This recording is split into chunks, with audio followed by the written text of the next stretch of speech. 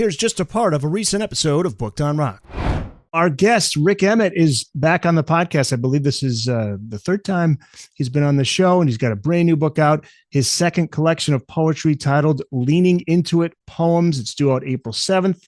He's also preparing for Triumph's 50th anniversary reunion tour. Right now in the studio, there has to be this stage where what you've written is script, and consulted with the guys in the band and Gil and the lighting designer and the sound man. And now the script has to get turned into certain things where you have pre-record stuff that has to get you. Like today I was doing stuff where I was literally like an actor doing voiceover stuff through a harmonizer, so that this character that we've created for the screens, that's kind of like an MC character guy. We used to have a thing in the old days on the tour, where in the early days of Lasers, we had a thing, we called him Laserface. He was like a guy that kind of went, "Are you ready for the greatest show, Triumph?"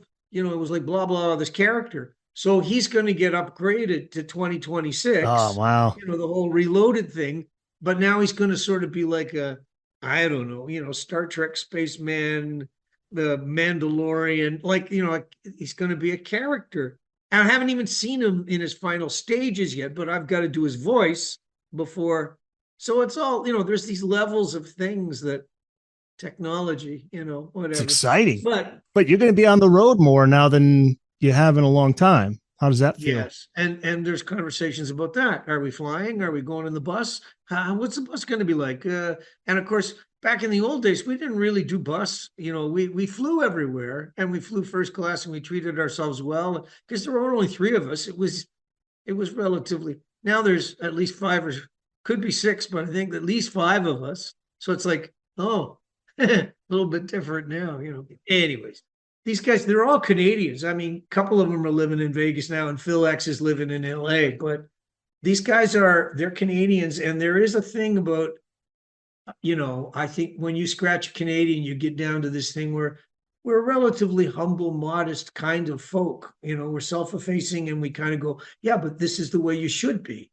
And I think it's probably goes back to, this is the only way the village survives the winter.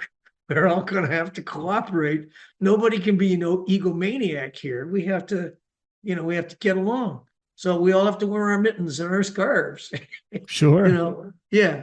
So it's Todd Kearns and Brent Fitz from Slash's band, and Phil X, like you put on the website, on loan from the mighty Bon Jovi.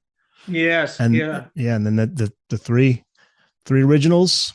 And it's not like these kids, they've been around too. I mean, Alice Cooper and all of them have resumes that are very long, you know, and they've done a lot of things. And of course, Phil had replaced me in Triumph when I left it.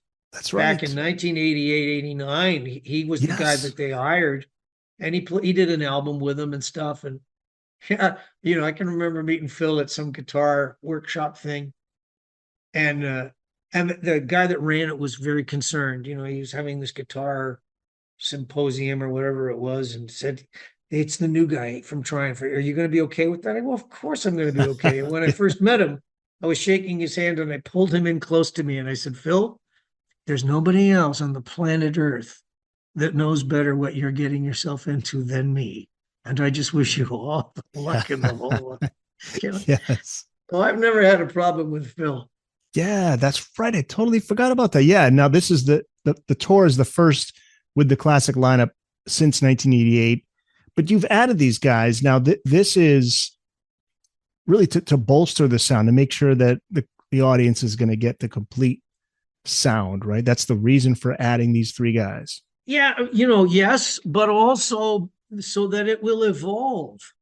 You know, like maybe it'll sound different. Maybe like when I'm doing the arrangements now, I go, you know what? I think maybe I want to stretch this little moment. You know, Phil says, we're working on Spellbound. He goes, "Can we make the guitar solo twice as long?" And I went, "If you want to play that solo twice as long, buddy, go, you know, it's all yours.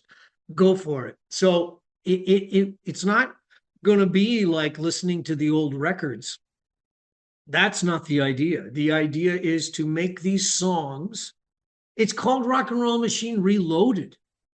When you reload, you know, we can load it however we like this time. And I want to reload it so that it's 2026, not 1982, not 1979,